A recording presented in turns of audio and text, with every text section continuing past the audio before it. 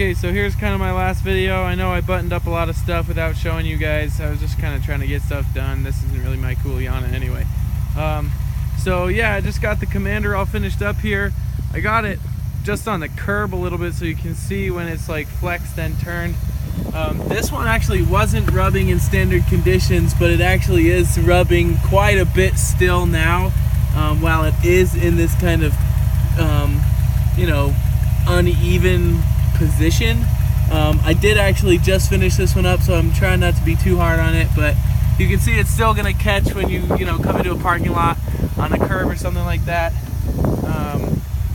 On the other side, you can see here's my fix. There's the flex tape. That's where it had rubbed raw.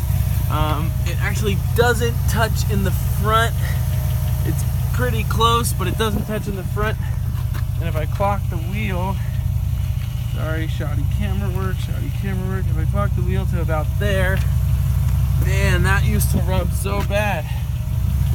That used to be right on the pinch weld. Sorry, I just had a low battery light. That used to be right on the pinch weld. I'll see if I can show you guys. That's how much space there is. I can't actually see the camera right now. But that's awesome. That is how much clearance I gave myself by doing that pinch weld mod right here. So yeah, I never rubbed in the front, just in the back. That's where my flex tape is. You can see the tires are kind of stuffed in there. But let me back up out of here and show you. Sorry, I probably should have just paused the video. Oh, here's the vet looking nice and shiny.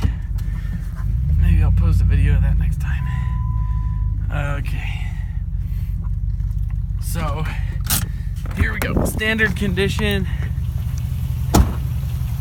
That's kind of with the wheel straight. Obviously, you're not going to have any trouble there. If you're rubbing in this condition, you really have a problem. Okay, so that's how much gap I have. Turn the wheel lock to the left. That's really where I had my issue. It stopped binding when I went full lock, but you know, right around 3/4 lock, it really just would bind up. So look at how much space I gave myself. I'll show you my little trick, because I didn't actually want to rub on the fender, because the fender kind of sticks out in the same position of where it was before you did the cut.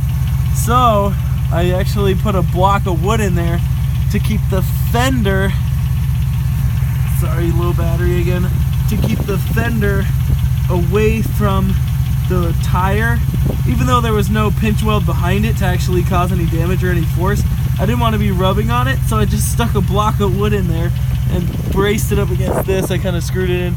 I know it's not like a pro job, but it does the trick and it's kind of cool. It's on the cheap. So if it's a problem, I would do something more permanent, but it's kind of fun. Look at that. I clear. Now I can drive around parking lots, go get groceries, do whatever I need to do. Oh, also, just so you know, this is a 2-inch or 2.5-inch heavy-duty Old Man Emu lift. It actually brought the fender 5.5 inches higher than where it sat before. So the 2.5-inch claim is, you know, it depends where you measure it from. But I used an online video to kind of help myself guide me through what kind of lift I wanted. But apparently, with a little bit of fender modification and an Old Man Emu heavy-duty lift, you can fit a 265 70 17. So there you go. There you have it. And obviously the rear, I don't have any trouble with the rear. I do have 1.5 inch spacers on this thing, but I don't really have any issues back here trying to clear stuff in terms of width. So there's my video. I know it was terrible camera work. Hopefully this helped someone.